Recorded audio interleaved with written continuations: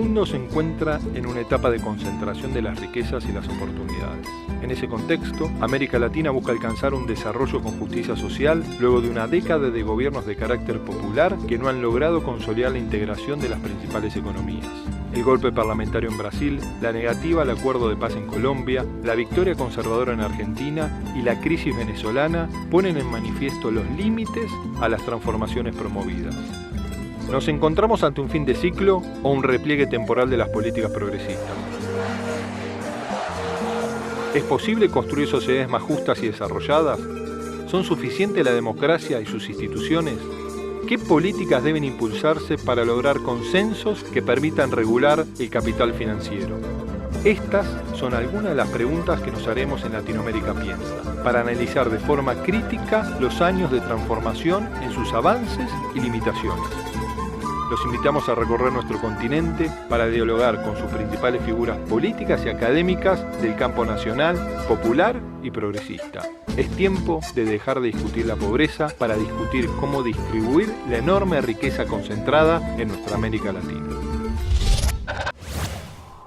En esta parte del planeta todavía existen hombres que se sienten hermanos de sus vecinos, de hoy y de siempre.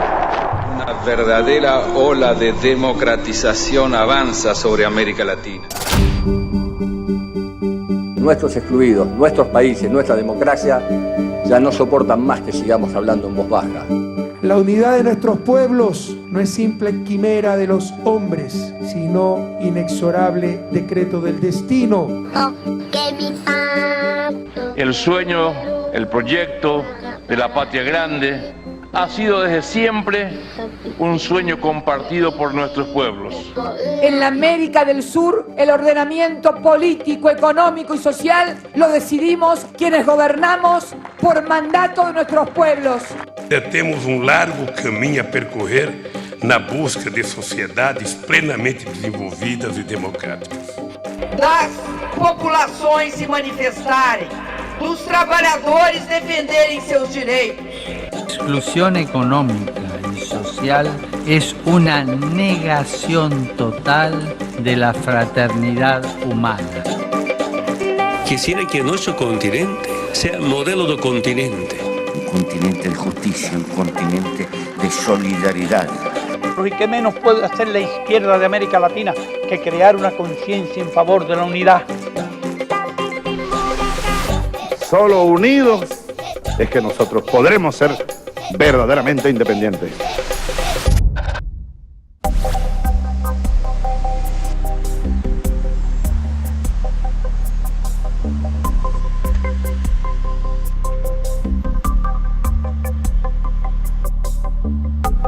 Con el equipo de producción de Latinoamérica Piensa, viajamos a San Pablo para entrevistar a Lula da Silva. Allí, el exmandatario brasileño, que vuelve a presentarse como candidato en las elecciones presidenciales de 2018, nos contó por qué a los 71 años decidió volver a ser candidato. Hoy usted me recibe en un Brasil que ha cambiado lamentablemente, en un Brasil que sufrió un golpe de Estado, un golpe institucional, y usted es quizás el líder que puede dejar atrás, ¿no?, esta interrupción de la democracia en el Brasil. Cuando usted dejó de ser presidente, ¿imaginaba que se podía transitar el presente doloroso que transita su país hoy día? Não. A verdade é que nós vivemos período de muita exuberância para a América Latina, para a América do Sul. Eu tive o prazer, e falo com muito orgulho, de ter começado, junto com Kirchner, junto com Rafael, junto com Tabaré, junto com Lagos, ou seja, um ciclo de governança progressista na nossa querida América Latina e, sobretudo, na América do Sul. Fortalecemos a democracia, a participação popular, evitamos a entrada da ALCA, fortalecemos o Mercosul e, sinceramente, quando eu deixei a presidência em 2010, eu jamais imaginei que nós fôssemos entrar num ciclo de retrocesso político, retrocesso da democracia, retrocesso econômico, como nós estamos entrando agora. É muito triste e, ao mesmo tempo, isso me provoca, sabe, aos 71 anos, a disposição de brigar do mesmo jeito quando eu tinha 29 anos, ou seja... Liberdade, liberdade, abre as asas sobre nós e restabelece nesse país as eleições diretas para que o nosso povo possa ter o direito à sobrevivência. E agora eu voltei a sonhar igual quando eu tinha 29 anos de idade, ou seja, a América do Sul, o Brasil, a Argentina, nenhum país merece o retrocesso que nós estamos sofrendo nesse instante.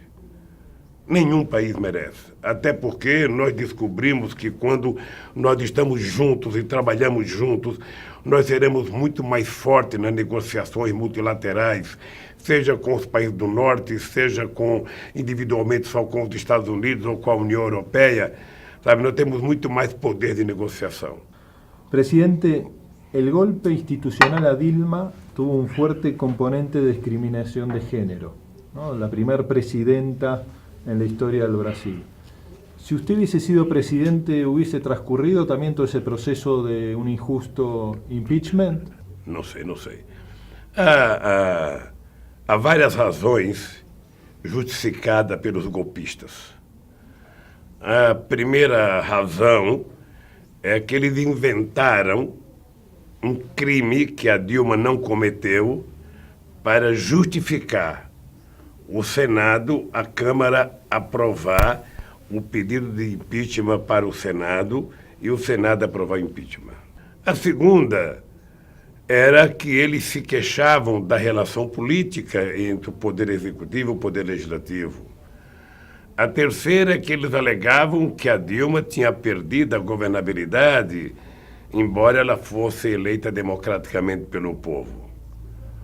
Mas se você for analisar friamente, hoje o Temer tem menos popularidade do que a Dilma tinha quando fizeram o impeachment dela. Então o que se cometeu no Brasil foi uma barbaridade, sabe, contra a democracia e contra uma mulher da qualidade da Dilma.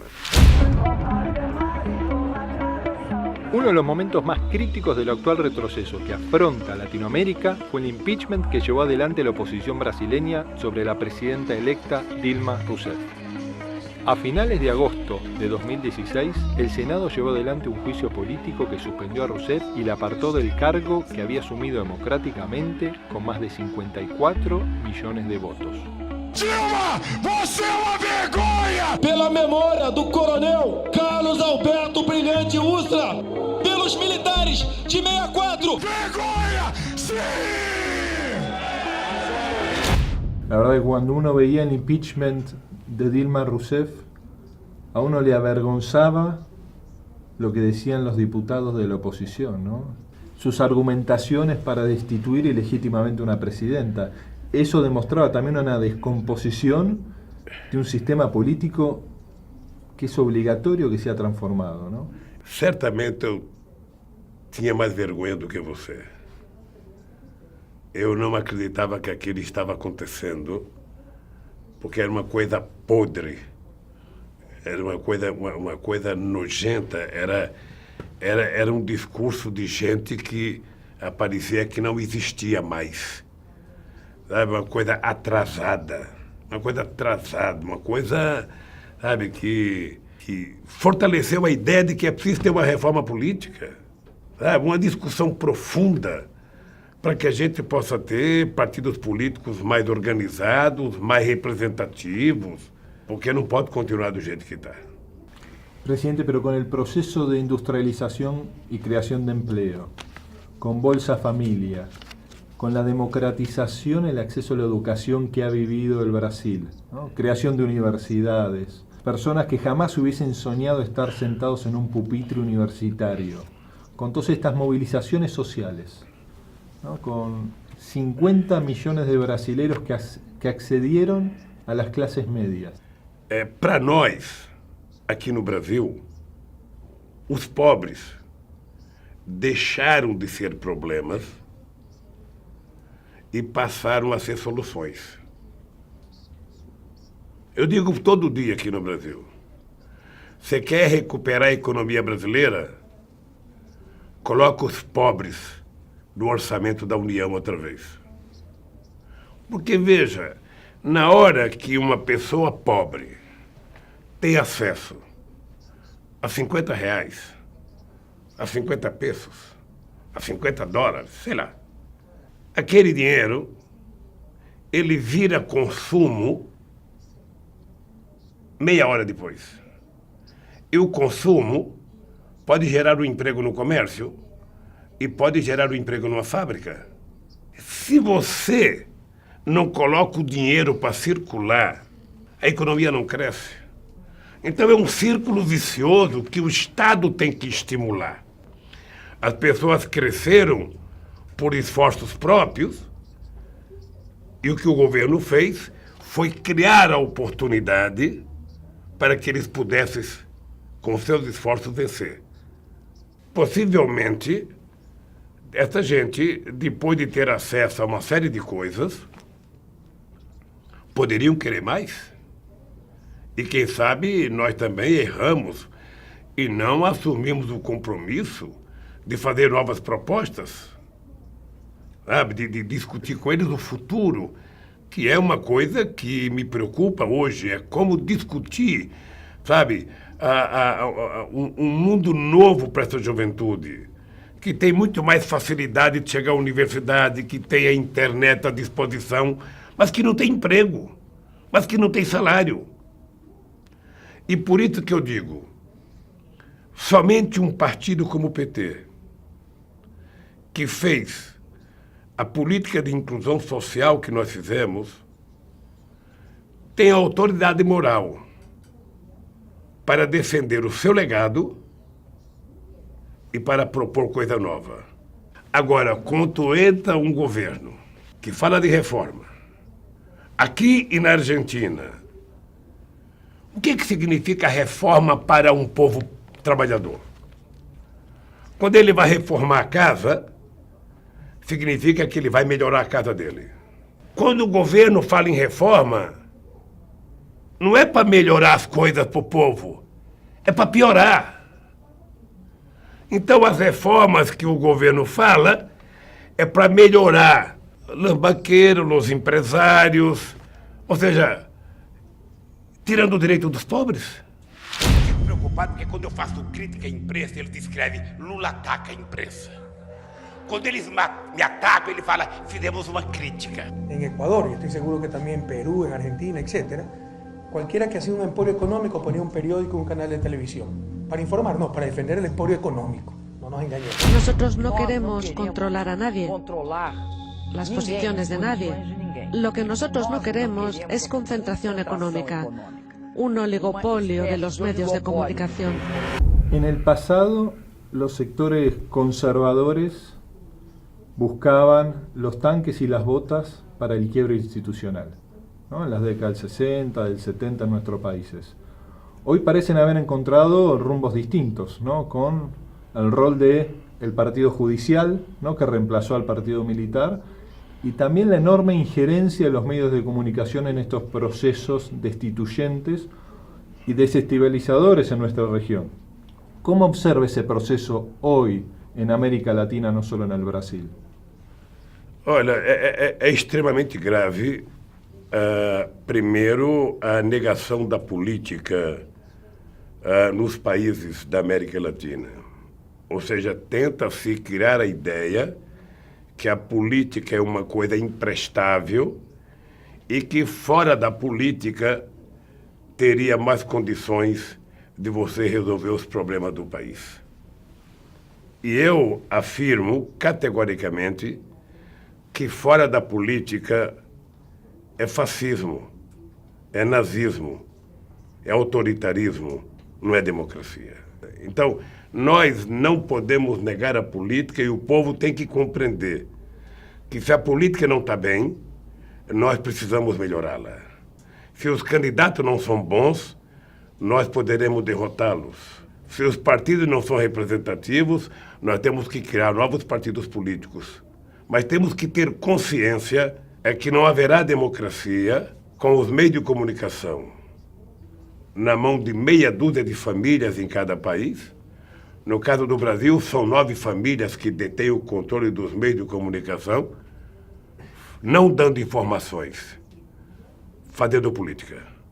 Aqui no Brasil, houve momentos em que eu era presidente da República, eu era candidato, e candidatos que tinham 3% de voto tinham mais tempo no noticiário do que eu.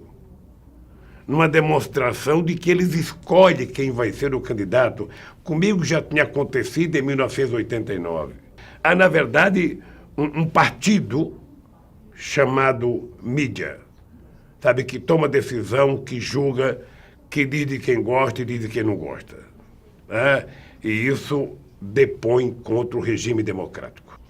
Aqui no Brasil, ou seja, os poderes, sabe, do judiciário querem substituir a política.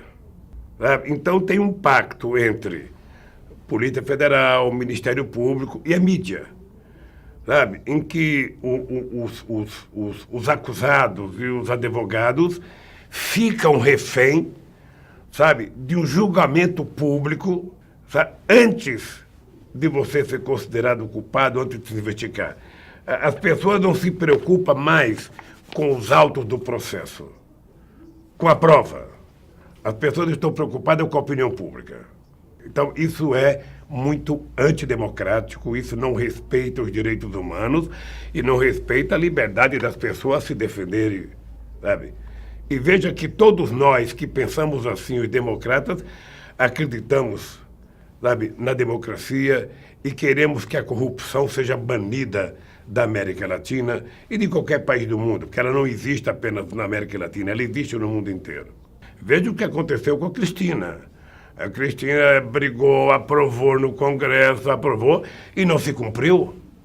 E agora vão se revogar quase tudo que a Cristina pensou em fazer, numa demonstração de que a mídia tem mais poder do que, muitas vezes, as outras instituições. Sim, sim, sim. Quando você vê o Poder Judiciário se subordinar à opinião pública, esse representante do Poder Judiciário não deveria ser um emprego vitalício, um cargo vitalício, sabe, com imunidade. Ele deveria ser candidato e disputar eleições, porque aí fica preocupado com a opinião pública. Ele tem que se preocupar com os autos processuais e com as provas que tem para fazer o julgamento. Esta é a presa que temos.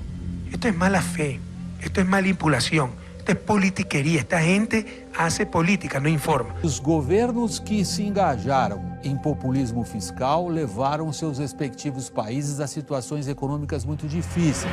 E a verdade é que, quando chega na época das eleições, tem um problema de pele. Sabe? Eles não gostam do PT. Eles não gostam do Lula. Eles não gostam da Cristina.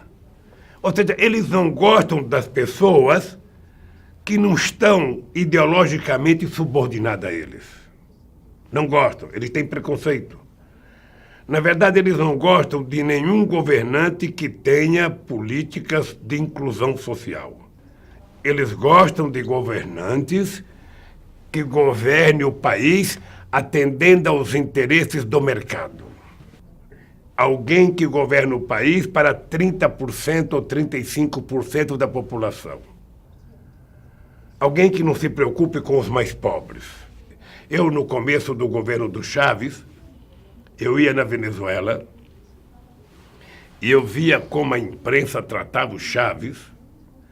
Eu não acreditava que pudesse acontecer no Brasil.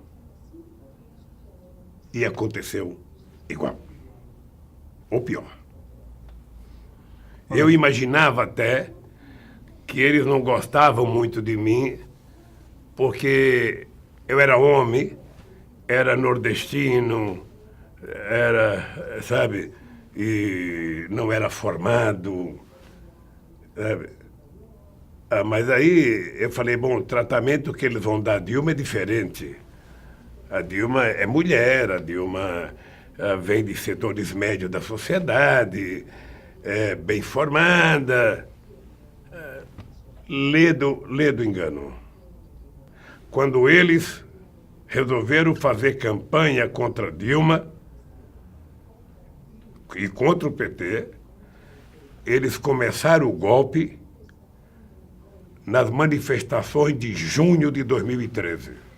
Trataram a Dilma igual ou pior do que me trataram. Presidente, usted fue decisivo en la elección de Dilma como candidata a presidenta del PT. Y en su vida, quizás las dos personas más influyentes han sido su madre y su compañera de toda la vida, Marisa.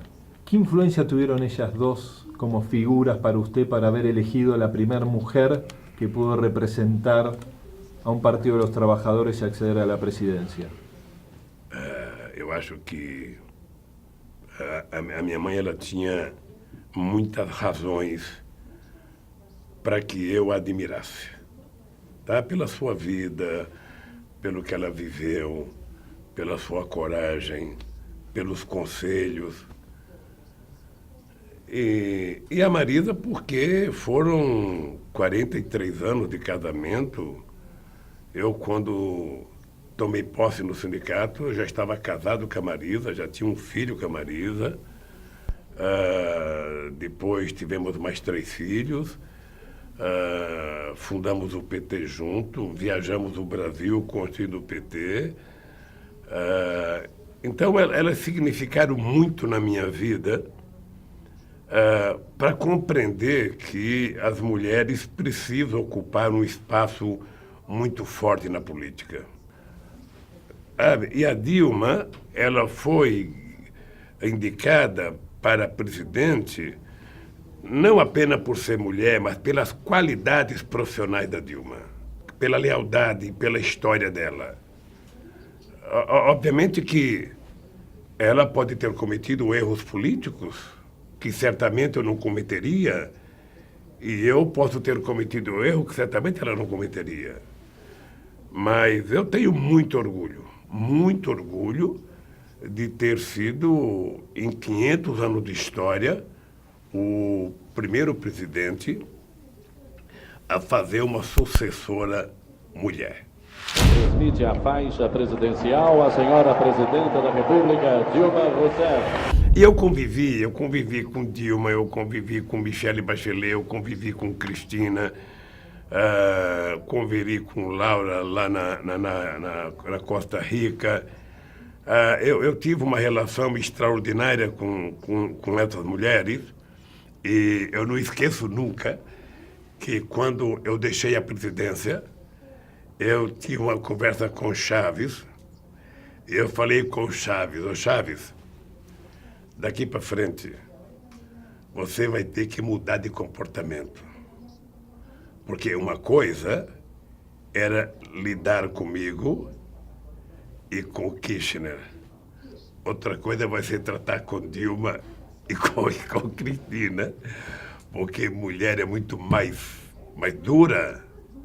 Mulher é muito madura. Mulher, quando entra na política, mulher, ela se impõe mais. ¿Y le hizo caso Chávez, presidente? Eu acho que ele foi obrigado a fazer. Porque a Cristina e a Dilma não tratavam ele com a flexibilidade política que eu e Kirchner nos tratava. Lula da Silva se tornou hoje o candidato mais votado da história. Ninguém nunca mais ouve duvidar da classe trabalhadora. Al asumir la presidencia de Brasil, Lula da Silva heredó un país injusto en el que el 10% de la población más rica concentraba más de la mitad del capital nacional.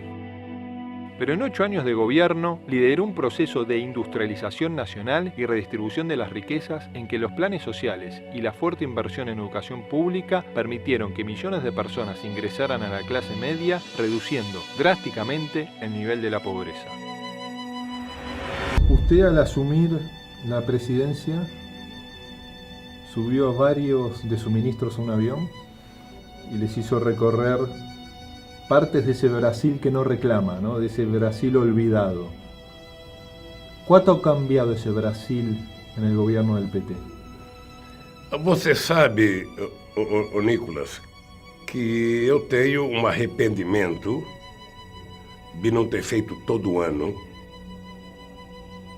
uma viagem com todos os ministros pelos lugares mais pobres do Brasil. Eu penso que foi uma coisa extraordinária, porque eu levei ele nos lugares mais pobres e lugares que tiveram melhorias substanciais.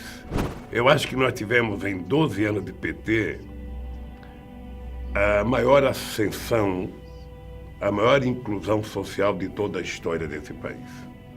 Ou seja, nesse período, nós fizemos um conjunto de políticas públicas que, combinadas a uma política de geração de empregos,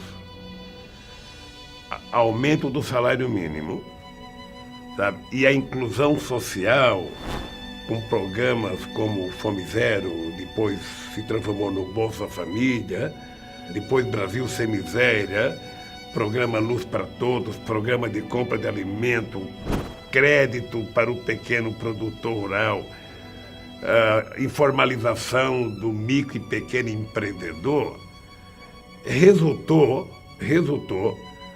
que durante o nosso período de governo, todo ano, os trabalhadores tiveram aumento real de salário. O salário mínimo aumentou 74%. Aumento real.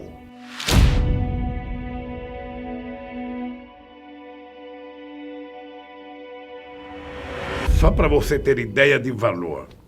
Quando eu cheguei na presidência, em março de 2003, o Brasil tinha, para crédito disponível a toda a sociedade brasileira, entre público e privado, 380 bilhões de reais. Quando eu deixei a presidência, ou melhor, quando a Dilma deixou a presidência, nós já tínhamos 3 trilhões e 700 bilhões disponibilizado para crédito à sociedade brasileira. Nesse período foram gerados 22 milhões de empregos formais, enquanto o mundo desenvolvido gerava 100 milhões de postos de trabalho fechados.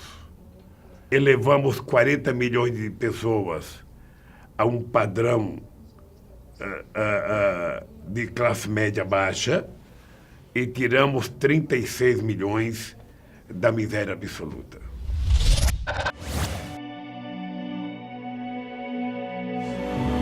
E eu quero que cada filho de cada trabalhador tenha o direito de fazer uma universidade, de ser chamado de doutor, de ser respeitado neste país inteiro.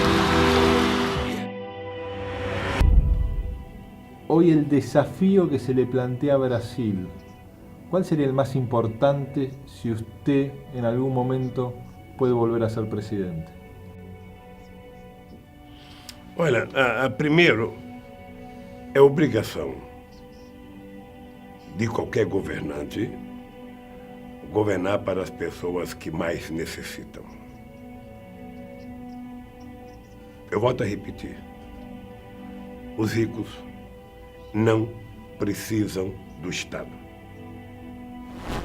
Quem precisa do Estado são os trabalhadores, que trabalham, pagam seus impostos, que ganham pouco, são aqueles que não têm emprego, são aqueles que estão aposentados e ganham um salário pequeno. Então o Estado tem que pensar em educação para essa gente, tem que pensar em saúde para essa gente, tem que pensar no bem-estar dessas pessoas. E só tem sentido governar para isso. Então as pessoas aqui no Brasil sabem que eu respeito todo mundo, que na mesma sala que eu recebo um trabalhador que cata material reciclável na rua, eu recebo a rainha da Inglaterra. Mas na hora de decidir, os mais pobres terão a minha prioridade. Y ese cambio se da con el inicio del siglo, ¿no? Con los nuevos gobiernos populares, con Chávez, con usted, con Kirchner, después con Evo, con el Frente Amplio en Uruguay, y quizás el hito del cambio fue Mar del Plata en el 2005, quando se elige o não a ALCA. Sim. Olha, o não à ALCA foi um marco importante que fortaleceu muito a minha relação com o Kirchner. Tá? E eu acho que, como deve ter muitos jovens argentinos que vão assistir esse programa, eu acho que era importante que a gente tentasse mostrar para os jovens o que significou esses 12 ou 13 anos de governos progressistas na América Latina. Nós pegamos alguns exemplos. Veja, na América Latina e Caribe, só para você ter ideia, quando nós chegamos, o comércio intrarregional na América do Sul, entre todos os países da América do Sul, era de apenas 33 bilhões de dólares. Em 2011, tinha chegado a 135 bilhões. Nós crescemos 4 vezes de 2002 a 2011. Na América Latina, o comércio intra-América Latina era de 49 bilhões de dólares. Entre todos os países, chegou a 189 bilhões de dólares. Só para os nossos companheiros argentinos saberem, quando eu cheguei no governo, o comércio Brasil e Argentina, entre exportação e importação, o fluxo era 7 bilhões. Chegamos a 36 bilhões em 2003. Eu vou citar esses números só para as pessoas perceberem que quando nós fizemos políticas de confiar uns nos outros, de aumentar a nossa relação comercial, a nossa relação política, o crescimento foi extraordinário. Nós ainda somos tímidos, sabem aprofundar tudo que nós poderemos fazer conjuntamente para desenvolver o nosso continente. Muitas vezes, quando estamos na frente de países ricos, como o Canadá e como os Estados Unidos, muitas vezes ficamos pensando que eles poderiam ajudar a resolver os nossos problemas. E os nossos problemas são nossos. Venezuela no renunciará jamás a ser un país soberano, libre y justo. Patotear por una simple mayoría ideas que tienen que ver tanto con la vida de nuestros pueblos es una cuestión absurda, casi anticultural y muy poco ayuda a la convivencia de todos los pueblos y la convivencia democrática de todos. ¿Cuál es la principal causa de que no se haya podido profundizar aún más la integración? Más allá que el UNASUR ha sido un paso fundamental. Foi um passo extraordinário. Nós não avançamos mais na UNASUR na construção de instituições multilaterais. Por exemplo, a questão do parlamento da América do Sul é uma coisa frágil ainda. O parlamento do Mercosul é uma coisa frágil ainda. Sabe? Nós não temos muitos instrumentos ainda, sabe? Ainda somos muito Estado nacional, sabe? Você aprova uma coisa e demora anos e anos e anos para ser votado no Congresso brasileiro, depois leva anos para ser votado no Congresso argentino, depois leva anos para ser votado no Congresso e passa-se décadas e você não consegue aprovar as coisas. Porque é uma questão cultural também, sabe? É uma questão cultural. As pessoas viveram 500 anos sendo subordinadas à colonização e sabe, é difícil evoluir.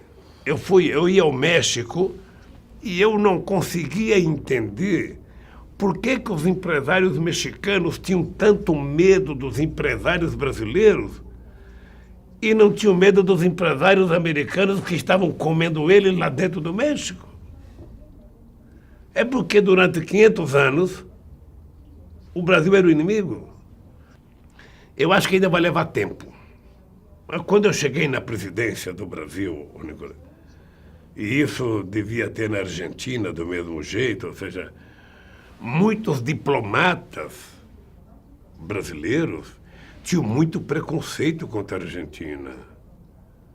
E muitos diplomatas argentinos tinham preconceitos contra o Brasil. Você acha que mudar isso é uma coisa fácil? Não é, não. O cara herdou aquilo do pai, que herdou do avô, que herdou, que aprendeu na escola, sabe? Não muda com facilidade. Às vezes leva gerações. Então, tentar convencer a diplomacia brasileira da importância da Argentina na vida do Brasil e convencer a diplomacia argentina da importância, sabe, do Brasil na vida da Argentina não é uma tarefa que demora 10 anos. Pode demorar 20, 30, 40, 50 anos. Eles têm que saber, de 2004 a 2014, a Previdência Social e a Seguridade foi superavitária. E sabe por quê? Porque nós geramos 22 milhões de empregos. Muchas veces inclusive las relaciones entre los países están mediadas por los intereses a veces no solo del sector financiero, sino también de los sectores industriales, ¿no? Que San Pablo tiene una mirada crítica, o el sector industrial de San Pablo, de lo que puede ser la Argentina. ¿Por qué no logramos realmente avanzar más en la integración de nuestra cadena de valor industrial entre nuestros países? Olha, deixa eu dizer uma coisa.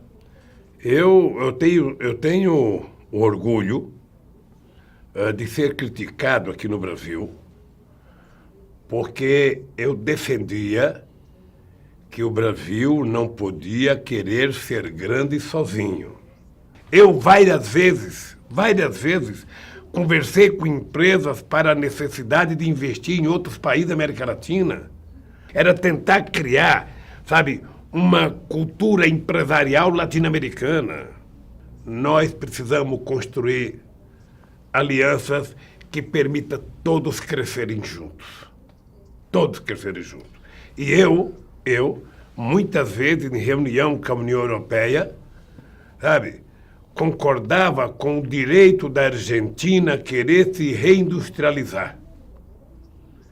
Porque se dependesse da União Europeia, eles só queriam importar commodities nossas e exportar para cá só produtos manufaturados. Isso era porque não tinha acordo, porque eles não aceitavam a ideia, sabe, de nós vendermos manufaturados para eles. É por isso que não teve acordo. Não é porque a Argentina é ruim ou o Brasil é ruim. É porque nós queríamos ter o direito de competir industrialmente.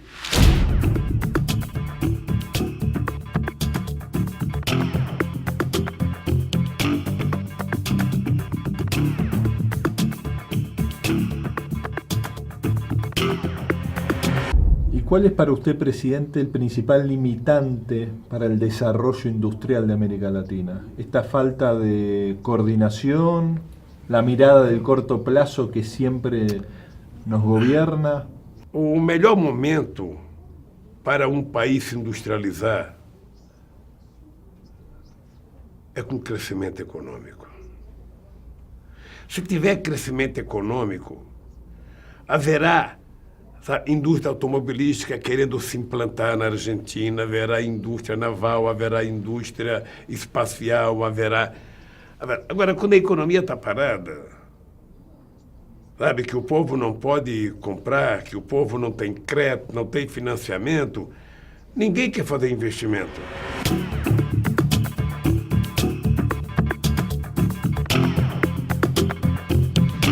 Ahora, el campo popular tiene la fuerza necesaria para regular al capital financiero internacional, al sistema financiero, a esos actores que tienen la capacidad de hackear nuestras democracias? Nico, este é um outro problema. É um outro problema que nós vamos ter que discutir nas próximas gerações. É que nós precisamos ter instituições multilaterais com representatividade para tomar decisões que envolvam muitos países. Então, eu penso que nós precisamos criar instrumentos para que a gente possa interferir globalmente. Vou te dizer uma coisa. Não tem nenhuma explicação Argentina e Brasil fazer comércio bilateral utilizando o dólar como uma moeda referencia. Los gobiernos de Argentina y Brasil, en la gestión de Cristina y de usted, tomaron la decisión de el intercambio comercial hacerlo en nuestras propias monedas, dejando de lado el dólar. Decisión que no se pudo aplicar, ¿no? ¿Por qué no se logró esa medida que hoy se tiene un impacto tan importante? Porque nós não fizemos uma lei obrigatória, era optativa. Segundo, os empresários confiavam mais no dólar do que no peso e do que no real. Terceiro, os bancos centrais tinham que todo dia fechar um acordo, fechar as contas entre os dois países, e eu acho que havia desconfiança política. Então, não mandou. Eu lembro que houve um tempo que o Obama ficou até preocupado que nós queríamos criar uma nova moeda. Eu não queria que o dólar tivesse o poder sobre o comércio mundial que ele tem. Não foi uma decisão multilateral do dólar ser a referência, foi uma decisão americana. Acho que nós avançamos muito em muitas coisas, mas nós ainda temos problemas históricos. Ou seja, a política dos colonizadores foi feita a velha teoria de dividir para reinar. Então, eu acho que nós precisamos evoluir um pouco mais. Sabe, nós começamos, fizemos muita coisa, mas ainda há muita desconfiança entre nós. Yo respeto, compañeros sindicalistas, su decisión de hacer un paro, pero no la entiendo y no ayuda en nada a los trabajadores. Y hay que trabajar sábados y domingos y hay que hacerlo de una forma más flexible. El presente de Brasil y de Argentina en ese sentido lamentablemente son muy parecidos, ¿no? Mercados internos muy depreciados, ¿no? Falta de consumo y gobiernos que tienden a liberalizar la economía, destruyendo empleo, concentrando riqueza, transfiriendo riqueza. En ese sentido, ¿estamos, piensa usted, presidente, ante un repliegue temporal o ante un fin de ciclo de los procesos progresistas en América Latina? Veja, eu acho que não é o fim de um processo progressista na América Latina. Eu acho que teve uma tempestade, o povo foi induzido a acreditar em muitas inverdades. É bem verdade que nós também erramos, sabe? O PT também cometeu erro, o governo também errou, mas é bem verdade que o povo que outro dia estava na rua contra o governo do PT, agora está na rua contra o governo do PMDB. E o movimento social está se fortalecendo outra vez, porque está descobrindo que todas as reformas que são feitas são para diminuir os direitos do povo trabalhador.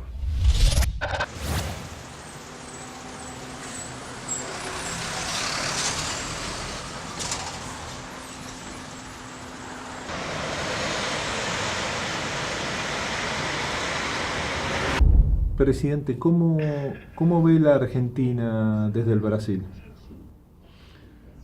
Olha, muitas vezes as notícias que chegam da Argentina aqui devem ser semelhantes às notícias que chegam do Brasil na Argentina. A economia não vai bem, no Brasil não vai bem na Argentina. Me parece que o que está melhor é o governo da Argentina, que foi eleito democraticamente, que está melhor do que o Temer. Há muita perseguição à companheira Cristina, como há muita perseguição a Dilma, a mim, e há muitas acusações infundadas, e eu Eu fico triste porque eu penso que nós precisamos reconquistar o direito de dirigir os nossos países e fazer o povo voltar a ser feliz. Pero la esperanza siempre vence al miedo, era el eslogan de su campaña. Eu acho que é possível se a gente construir um projeto novo, uma coisa nova, sabe, para a sociedade brasileira, para a sociedade argentina. Eu sou muito otimista. Eu acompanhei o processo eleitoral da Argentina.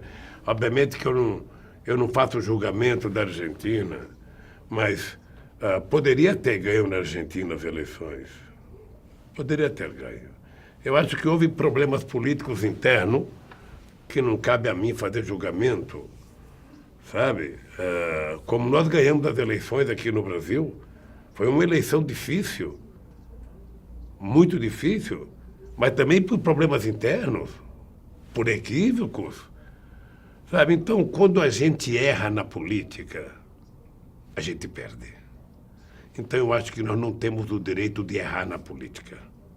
E quienes pierden são os setores que mais necessitam do Estado. E quem perde, sempre quem perde é a parte mais pobre. É a parte das pessoas que mais precisam que o Estado exerça um papel de criar oportunidades e de tornar o Estado mais igual para todos. Uma coisa eu sei. Se eu voltar, é para governar para os mais pobres desse país e para trabalhar a integração da América Latina y de América del Sur. Lula no baja los brazos y redobla la apuesta. Dará pelea nuevamente, como cuando tenía 29 años y recorría la fábrica en la cual trabajaba intentando mejorar las condiciones de vida de sus compañeros. Vuelve a soñar y de su suerte también depende toda América Latina, con la esperanza de dar vuelta a este ciclo de retroceso en manos de gobiernos neoliberales. Presidente, tengo una pregunta acá de un compañero de Argentina que quería compartir con usted, porque siempre en las entrevistas hay una persona invitada que le hace una pregunta. Es Víctor Santamaría, secretario general del Sindicato de Trabajadores de Edificios, que le hace una pregunta. Querido compañero Lula, como siempre es un gusto saludarte, como trabajador a trabajador, de sindicalista a sindicalista, de todo el tiempo que hemos transcurrido, más que en la gestión pública, sino también al lado, como siempre lo hacemos, de cada compañero trabajador en nuestros respectivos países. Mi pregunta hoy para vos es, ¿qué te imaginás? ¿Cuál es el rol del movimiento obrero, tanto en Brasil como en la Argentina, o en toda la región también? ¿Cuál es ese rol y qué deberíamos hacer los trabajadores para volver nuevamente a esa senda de producción, de trabajo, de inclusión, donde tuvimos durante muchos años gobiernos progresistas, gobiernos populares, que han llevado adelante esas consignas y esos valores? Así que te dejo esta reflexión y estoy seguro que con tu sabiduría y con tu inteligencia de trabajador y sindicalista la vamos a poder responder, y así que aguardo esa respuesta muy ansiosamente. Muchas gracias. Querido Vitor, eu acredito que para os trabalhadores e para o movimento sindical,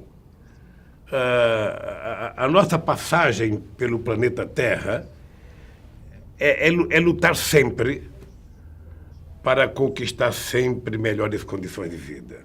E aqui no Brasil hoje o movimento sindical está na rua, lutando muito, combatendo muito, e o movimento sindical sabe que a chance do movimento sindical é efetivamente a conquista, sabe, de mais democracia. Mais democrata vai permitir mais emprego, vai permitir mais salário, vai permitir mais ganho. Portanto, a democracia é uma coisa que não pode sair nunca da pauta de reivindicação dos trabalhadores argentinos, brasileiros e do mundo inteiro. Eu, Vitor, quero desejar a meus irmãos argentinos, aos trabalhadores, sabe, que lutem como vocês sabem lutar, porque vocês não podem permitir que haja retrocesso na história guerreira do povo argentino. Para terminar el programa, en estos nuevos tiempos de las comunicaciones tan breves, preguntas de 140 caracteres para ser respondidas lo más rápido posible, ¿no? ¿Cómo definiría usted su América Latina ideal en pocas palabras? Ora, a América Latina mais justa, com mais emprego, com soberania, sabe, sem fronteiras, com o povo podendo transitar de um país para outro. Usted, ¿no?, que ha sido candidato tantas veces hasta alcanzar la presidencia, ¿de qué le costó recuperarse más? ¿De la derrota con Collor de Mello, de una elección que parecía ganada? ¿O en la derrota de Brasil con Alemania en el último mundial, ese 7-1 tan doloroso para América Latina, no solo para Brasil? Bom, do Collor eu já me recuperei e ganhamos 4 eleições. Da Alemanha eu só vou me recuperar quando o Brasil ganhar da Alemanha de 7-1. ¿Y dónde estaría hoy, presidente, si no hubiese sido un dirigente sindical que terminó transformándose en un dirigente político? Não sei. Talvez estivesse com muitos companheiros meus, aposentado, dentro de casa, cuidando da família. Tudo que eu não quero. Eu não quero ficar em casa. Não quero. Sinceramente, eu prefiro, sabe, morrer trabalhando. ¿Y de ese niño que pasó hambre, que tuvo un padre ausente, ¿no?, que hizo de la lucha su vida, cuándo se dio cuenta que podía acceder realmente a la presidencia? Eu não me dei conta nunca. Quando eu fui lançado candidato a presidente em 89, eu achava que os companheiros do PT estavam brincando comigo. Você tinha um monte de figurões políticos, sabe, sendo candidato a presidente, lançar um metalúrgico. Bem, e aí, quando eu fui para o segundo turno e tive 47% dos votos, aí eu comecei a acreditar que era possível ser presidente da República. Até então, eu achava que pela via do voto eu não chegaria lá. E depois da eleição com o Collor, eu descobri que eu podia chegar lá. E chegamos. ¿Y valió la pena todo este esfuerzo? Valeu a pena, Nicolas, porque esse país e todos os países da América Latina não nasceram para ser pobres. Pobres é a cabeça de quem dirigiu esse país durante tantos séculos. Si bien la totalidad de las necesidades de los sectores más vulnerables de Latinoamérica no fueron respondidas durante la década de gobiernos progresistas, millones de personas fueron alcanzadas por los avances en el acceso al trabajo formal, la salud y la educación, elevando su nivel de vida y renovando sus esperanzas. Pese a que el actual retroceso que atraviesa América Latina hizo que la región tomara otro rumbo, dirigentes como Lula da Silva buscan retomar la presidencia para dar pelea contra los sectores concentrados de la economía y afianzar el proceso iniciado años atrás, reivindicando las demandas de los sectores más postergados. Como latinoamericano le digo, presidente, la enorme expectativa que tiene nuestro continente, que Brasil recupere el camino de la democracia, el camino del desarrollo con justicia social, para que pueda también profundizarse la integración y profundizarse ese desarrollo que incluya a todos los pueblos latinoamericanos. Nicolas, hoje eu tenho mais noção do papel que o Brasil poderia jogar na América Latina. E eu compreendo também por que os americanos não querem que o Brasil seja protagonista internacional e aqui na América do Sul. E hoje eu tenho mais clareza que se Brasil e Argentina se põem de acordo, trabalhem juntos e elaborem projetos de desenvolvimento junto, nós seremos uma potência. Portanto, Brasil e Argentina têm que estar juntos construindo a unidade da América Latina. Essa é uma coisa que eu acredito piamente. Muchas gracias, presidente.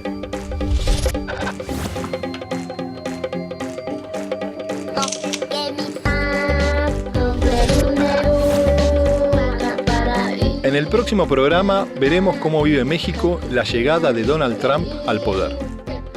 Viajamos hasta el país azteca para dialogar con referentes progresistas que promueven que el muro sea una oportunidad para la Unión Latinoamericana.